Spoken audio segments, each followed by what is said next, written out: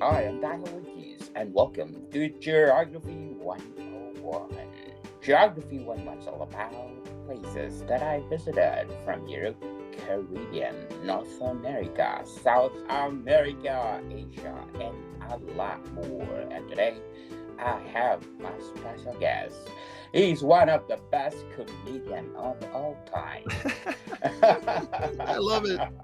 Keep saying it, and then eventually I'll believe you. No other than Mr. Mike Lucas. Hey, hi, Daniel. Hi, everybody. Hi, world. Hello, Right? world. I assume we're talking to every single country in the world, so I'm gonna and then it's being translated immediately as that comes out of my mouth. The Chinese and Right? Japanese. Arigato gozaimasu. Oh, nice. I wish it's funny. Being bilingual or multilingual is so impressive to me. I really struggle with that. I took high school Spanish, and it was just a horrible experience. Do you know that they want you to memorize all the vocabulary that they have, and it's quite a challenge. Yes, it's challenging. Just like your brain rumbling. What is happy in Spanish? Right, yeah, Like and that. or even if you just like, I want a sandwich, and just to be able to indicate that, you're like, surely you know what a sandwich is, no matter what language it is, and they're like, no, we have a different word. Yeah, I think Oh Steve Martin yes. had a joke like that. Steve Martin was learning French, and he's like, it's like the French people have a different word for everything. Yup. Definitely. So, Mr. Mike, can you please introduce yourself? Sure. Hi, everybody. My name is Mike Lucas. I'm a comedian and an author. And I just wrote a book called Finding Your Funny Muscle: How to Create Laughs Like a Pro, that I'm on the circuit promoting. And Daniel's been nice enough to have me on this show because I told him that I've lived in 10, I've visited 10 countries. I've lived in 10 states, and I've visited 14 cities that I've lived in. So I have a little bit of geography background. I was a comedian for 24 years on the road and on national TV and the radio, and doing clubs and colleges as well. And then when I had my babies with my wife, I decided to come off the road and just start writing full time, and that's when I created my book. And yeah, so that's where I'm at right now, Daniel. Yes, congratulations, Mr. Thank Mike, you. for your debut book. I hope it will become bestseller. Thank you. Me too. Your words to George Carlin's ears. Rest his soul. Yes, and which part of the globe we're gonna start? Ooh, well, let's see. I'll just run through the countries I've been to real quick. And as a comedian, a lot of times when you go to a country, and I'm not just talking about landing in an airport. I mean, I've actually like stepped into the country, but you tend to only be there for a little bit. So I've been to the U.S. Obviously, that's where I live right now. I live in Dallas, Texas. In the U.S., I've lived in Ohio. I've lived in Indiana, Massachusetts, Virginia, Florida, Illinois, New York, California, Nevada, and Texas. So those are the 10 states that I've lived in. But what I was thinking of talking about in terms of the world is one of the countries that I visited, of the 10 countries I visited, which is U.S., Canada, Mexico, Belize, Dominican Republic, Jamaica, Cayman Islands, the Bahamas, Vienna, Austria, and Italy. So you can tell it's a little bit limited, but I wanted to talk about Jamaica, my trip to Jamaica. What a fun island that is. Have you been to Jamaica, Daniel? Yes, Of course that you is have. this. Yes, it's like a tropical Caribbean country. Right.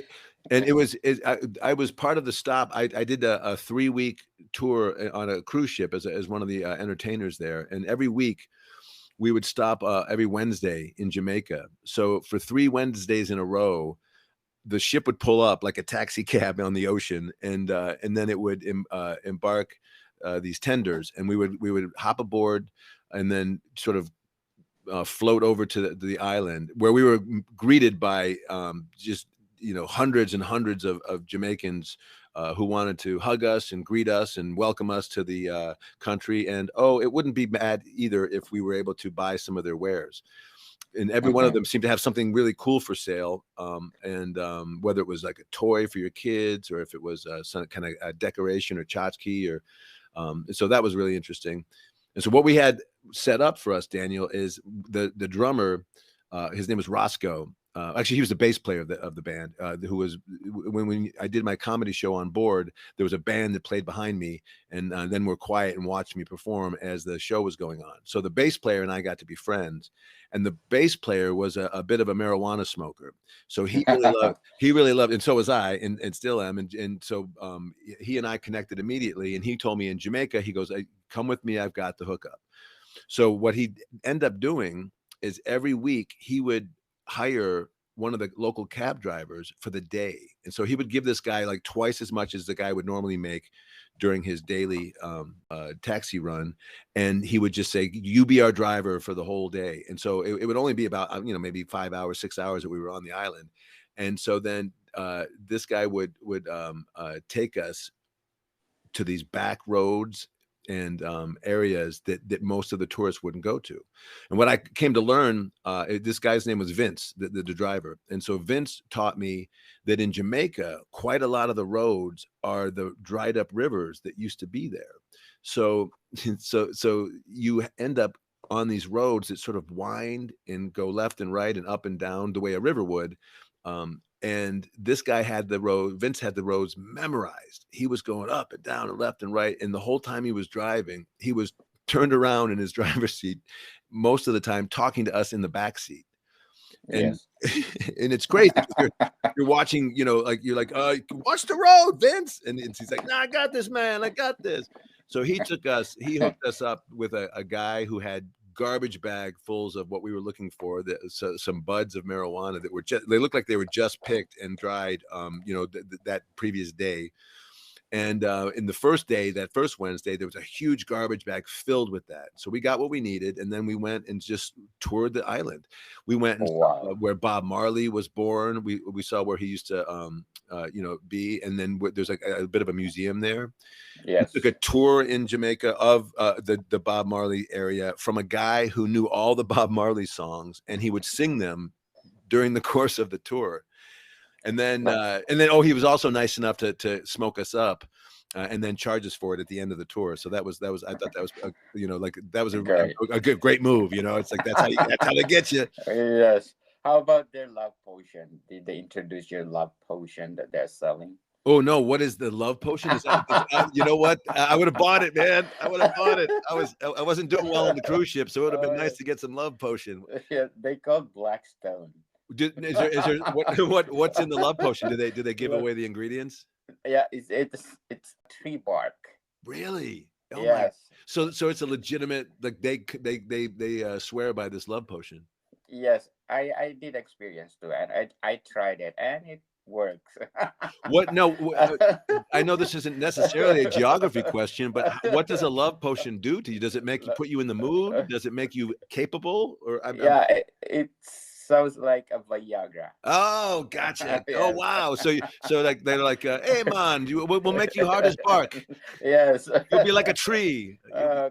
Oh, that's great. Well, no, I did not get to experience that. I was more focused on the brownie cakes that they were serving.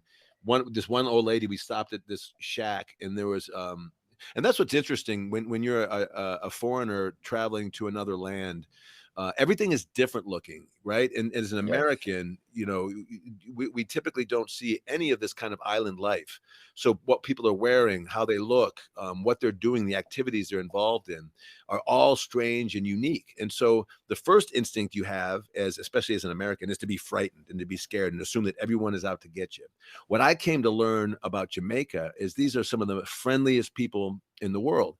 They all couldn't wait. Once they understood that we were there and curious and about them and about what they were interested in and what they were doing, they began to explain all the things that were happening.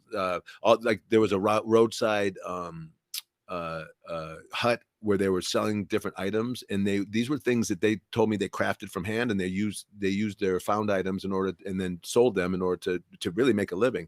One guy even had, oh my God, he had this beautiful little it was a little birdhouse that he had made and crafted, and he wanted to trade it to me for my watch. I had this, it was just a cheap Casio watch that I had. It was, a black plastic one I bought maybe in Kmart or somewhere, or Walmart. And I would have traded to him in a second. I felt like, what a value a $10 watch for this beautiful birdhouse that he crafted. But I couldn't do it because I needed my watch to be on stage. I had to time my act. Yes. And if I went over my time, I would get in trouble. So if I didn't have a watch, I was screwed. So I had to Yes. explain to this guy, he's kind of, I mean, he spoke English, but he spoke a Jamaican English. So we were trying to communicate with each other. And I'm like, man, I would love to, so I ended up just giving him money for it. But They are very hospitable people. it was amazing. And they fed me. I can't remember what I ate, but it was really a spicy and delicious. And and so for 3 weeks we went back and Vince took us around the island. And by the end, I wrote, I don't have it anymore, but I wrote a poem about him that I read on stage about how fun it was for Vince to take me around the island and feed me and smoke me up and let me meet all these wonderful people. And by the 3rd week, when we went back to that garbage bag that was filled at one point with buds of marijuana that they'd picked, by the 3rd week, that garbage bag was empty. So this guy was making way more money than I was. Yeah. This guy was cleaning up. Is it in your place? Marijuana is already legalized In here. Texas, where I live, it is not. In quite a few of the states in the United States. In fact, where I used to live in Ohio, it's now able. You can buy it for medicinal purposes and for recreational purposes. That's the thing about the United States. They're doing a lot of that, where they some of them are just medicinal, some of them are both recreational and medicinal, and some of them it's still not permittable. Now, the repercussions for having it on you are less now because it's no longer a felony, but it's still we're very antiquated when it comes to certain things, a lot of things in the United States, and that's one of them that needs to be of a list of about 24. It needs to be advanced forward. On that list being education and healthcare and our racist, some of our systemic racist situation. So, but that's a whole nother podcast. Yes. People, we are inviting you to listen to our new podcast with Mr. Mike Lucas. I don't know, we are brothers or we're half brother. We have the same last name, but Right? We're brothers from a mother that has a different consonant in the middle of their name, because you're Lucas and I'm Lukas. oh, that's weird, right? Right? Yeah. It's like we're one letter away from each other. Comedy 101, people. It's all about being a comedian and being a nerd. What do you think, Mr. I like it. Mike? Yeah, well, my hope is that every week we can have a fun discussion about the world of comedy and the art of telling jokes and writing jokes. And part of my book is about how to create laughs like a pro. So we can talk about different subjects, and we can see how we can find the humor in those subjects. Because no matter what you talk about, even the deepest and the darkest of topics, there is humor to be found in it. The problem is sometimes people aren't in the mood to hear those jokes. Definitely. So finding your funny muscle, how do you crafted it? Yeah, well, that's a book that has been in the making since the late 90s, since last century, Daniel. And I've been working on this book to create a way to write comedy when I'm sitting at my desk, without having to wear, my pants like I have to whenever I go on stage. If I'm in my pajamas and I'm just chilling, I want to be able to be funny also. And in the beginning, when I was learning the craft of being a comedian, I struggled to actually write jokes. I could be funny, but to actual write jokes, know how laughs were made, I didn't exactly know. So I began a quest to figure out, well, how is it done? How is it? How can I best think of it and execute it over and over again to create funny material that I could use for different things, like a comedy act or my writing or even just in my conversations in my or a speech or a toast. And so I slowly began to just watch a lot of comedians and study a lot of techniques.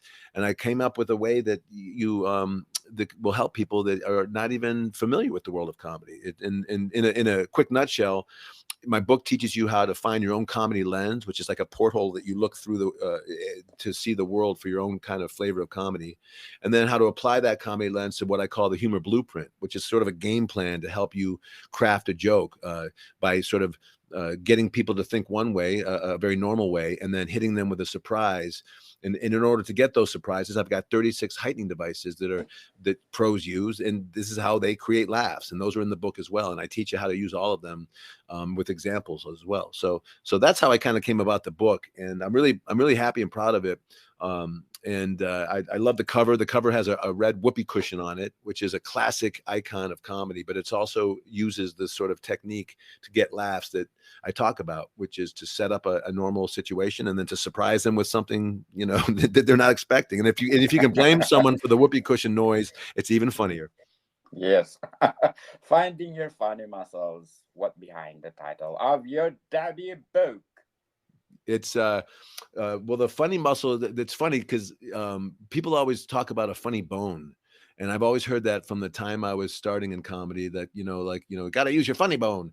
And when I began to think about it, I'm like, well, funny isn't really like a bone. A bone is hard and rigid, and funny and humor is very pliable and flexible, and it grows when you use it. And so I began to think, oh, it's more like a muscle, a funny muscle. And I think everybody has a funny muscle. And what the thing about your funny muscle is, some people are born with a very strong funny muscle. So from the time they're little, like I'm one of those people. I've been able to make people laugh from a very early age.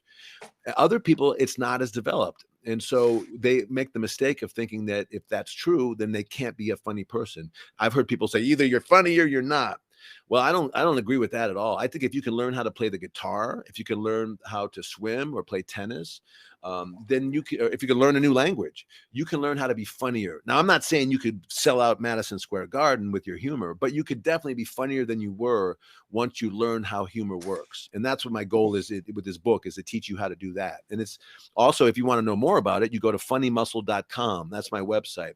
And at this website, I explain all of this. Plus, I have a lot of content that hopefully will make you laugh. The videos and blogs and audio blogs that you can watch and listen to.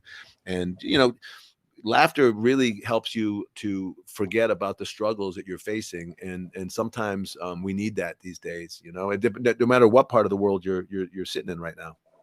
Definitely, laughter is the best medicine, people. That's right. And Take a pill. take a pill. And laughter is contagious. So we're spreading out the happiness all over the world by teaming up with Mr. Mike Lucas with a new podcast, Comedy 101. Watch out for that, people, because this will be phenomenal. All Yeah, right, that'll start Mr. in June. We're very excited about that, and we're still putting together exactly how we're going to do it. But I think that it's funny to be able to, and especially if we get a worldwide audience, it'll be nice to hear what other people say is funny in different countries. Because a lot of what I think is funny, is because I live in the United States. But when you live in a different country, other things are funny. So before we go on, Mr. Mike, I want to shout out to the people listening in Australia. Thank Yes. you so much. Australia and Queensland, I got 52%. New South Wales at 32%. Nice. Victoria at 14%. South Australia at 2%. And Western Australia at 1%. Thank you so much for supporting this Woo! podcast. Woohoo! How do you cheer in Australia? All right. All All right, right. man. That's horrible. Sorry. I apologize to people in Australia. That is not how you talk. Yes. Thank you so much for supporting this podcast, because this podcast is created to empower the world itself. Geography, people. So, Mr. Mike, what is the best highlight of your debut book? Ooh, my best highlight. Well, I would say that the idea that you could read it and you could begin to understand a little different how your humor works. When you begin to develop your own comedy lens, you suddenly narrow down how you take in your humor, which is a good thing, because what I say is a lot of times people without a comedy lens are more like a corner quipper, someone who's funny, but there's nothing memorable and nothing relatable to what they're saying. That you laugh and then you forget about it and you move on. As soon as you begin to identify your own comedy lens, what you do is you start to make your jokes and your laughter relatable and memorable, because it comes from your personal viewpoint. And every good comedian that you listen to, every no matter where you are in the world, your country probably has a very funny comedian or many, and they all have their own comedy lens. And each one, for instance, Jerry Seinfeld is a guy who makes a big deal out of nothing. Um, um, let's see, Richard Pryor was a deep, like kind of a gritty storyteller who was told the truth about his gritty life. Rodney Dangerfield was, got no respect. And each one of these comedy lenses, immediately when you begin to see that that's how they're forming their humor, it becomes more relatable. And instead of just a funny joke, it becomes, it's like a friend or someone who being vulnerable about something funny in their life. And so it's more relatable and memorable. So what I've come with the people who have read my book so far, the thing that they really come away with is, by finding their own comedy lens and beginning to examine what it is that they think is funny and why they think it's funny, and the things that they get a laugh out of, it really gives them clarity on almost who they are as a person, because it forces them to sort of look inward to see where is the humor, how do I get laughs out of the struggles that hit me during the day. And that's, to me, what the best kind of humor is, when you're making fun of the things that we're all struggling with. Yeah. So, what are your struggles in writing funny muscles? Oh, like one of the struggles that wait with the book, or with just my life right now, because those are two different answers. The struggles I have with the book, well, I'm self-publishing my book. So one of the things about self-publishing a book is you're in charge of everything. So you are the person who has to be in charge of the book cover, or hire somebody. You are the one who has to edit it, or hire somebody. And you are the one who has to insert it into a book format, or hire someone. Now, I don't know how to do any of those jobs, so I hired people to do all of that for me. So one of the challenges of being a self-publisher is also knowing how to find talented people to do the job that you need to be done. And I'm very proud of the way the book looks and the way that it reads, because it's every bit as good as any book that a publisher would have done. So that would be the one challenge for that. Now, in my day challenge, Daniel, I'm a dad. I'm an old man. I'm 57 years old, and I have a 13-year-old daughter, and I have a 10-year-old son. So being an old dad is a constant challenge for me. So I have my daughter, my teenage daughter was oversleeping on the weekends, and so I began to get frustrated, because my comedy lens is I'm the clumsy Aspie hole, on the Asperger's spectrum, but I'm clumsy about it. So the problem with me is I sort of hold the world at a certain standard, but I can't live up to it myself. So things always backfire on me. So for instance, with my daughter, I said to her, "Hey, listen, hon, just so you know, in the old days, someone your age would not be able to sleep in on the weekends. They would be waking up early. They would be milking the cows and finding the eggs, doing their chores and farming." And she's like, "Oh, okay, Dad. Do you know, in the olden days, life expectancy was 55. So you would have been dead." Like, okay, fair enough. And then I was like, "Well, enjoy your extra sleep. I will be online Googling how to recover from a major burn." So that's the kind of things I struggle with. My kids look at me constantly like, "Oh my God." Like with my son's 10 years old, right? And these kids are very they're very like technical. So at 10 years old, my son is on the computer and he understands like a lot of things that I never knew when I was 10. So I was, watching him, and I was like, look, hey, you know what? It might not be healthy, or creative. Like when I was your age, we used to do games and we used to play things, Yes. and you're on the computer all day. And he's like, "Well, Dad, I developed my own game with its own animation that I created. And I also did a soundtrack for it. Does that count?" I was like, okay, fair enough. That sounds like you got it covered. I will be again looking for major burn recovery information online. So my kids are very smart and they put me in my place, which is perfect. Yes. So, finding your funny muscles, what are your expectations?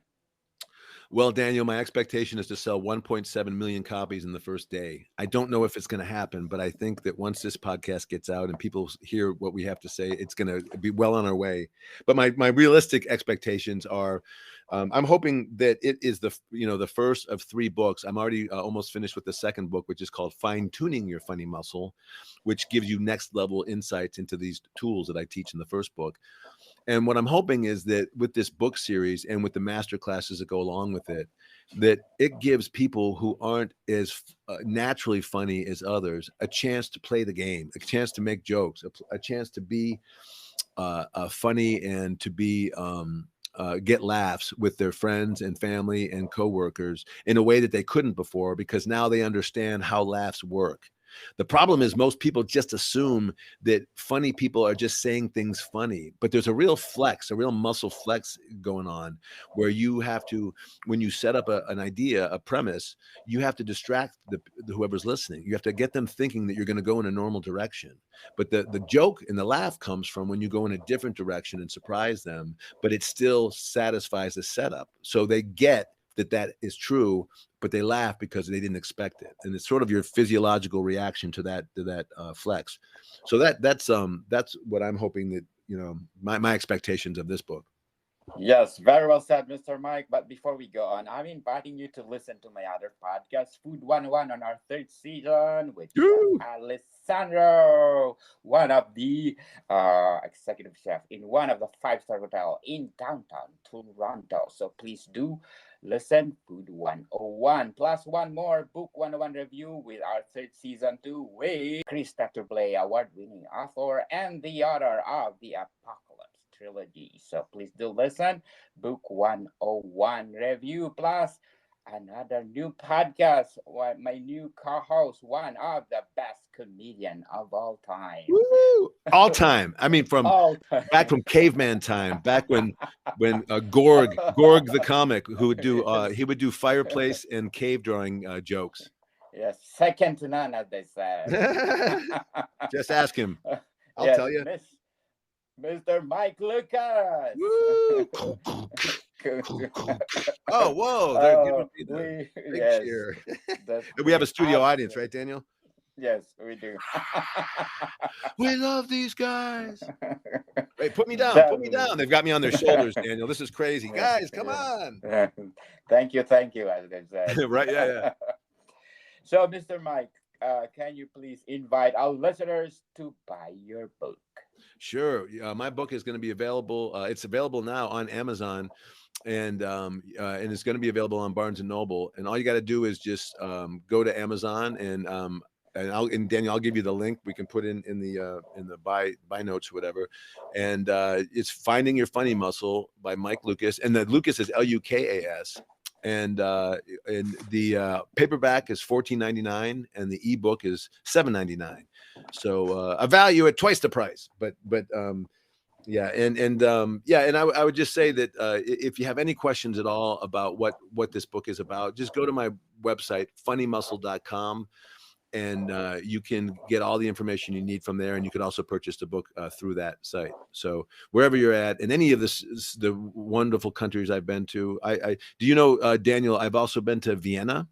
Oh, one of the best livable city in the Right? world. That was My such an God. impressive city. And people spoke English there. It was incredible because I went there with a group. I'm not sure, Daniel, if you know about the Second City. It's a theater in Chicago. It's where a lot of the cast members from Saturday Night Live come out of. It's where Bill Murray started, and it's where John Belushi got his start. In terms of the classic ones, Mike Myers was in Canada at Second City. But anyways, I had done my training and got hired by them, and we got an opportunity to perform at a theater in Vienna. And at first, Wow. I was nervous because I was like, well, don't those people speak another language? And it's true, they do.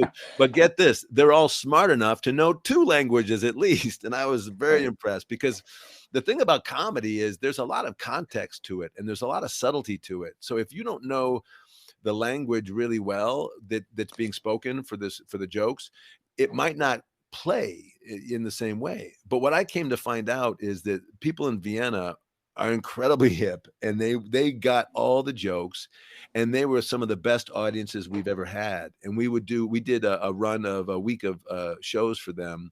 I can't remember the theater we did, but it was an English speaking theater.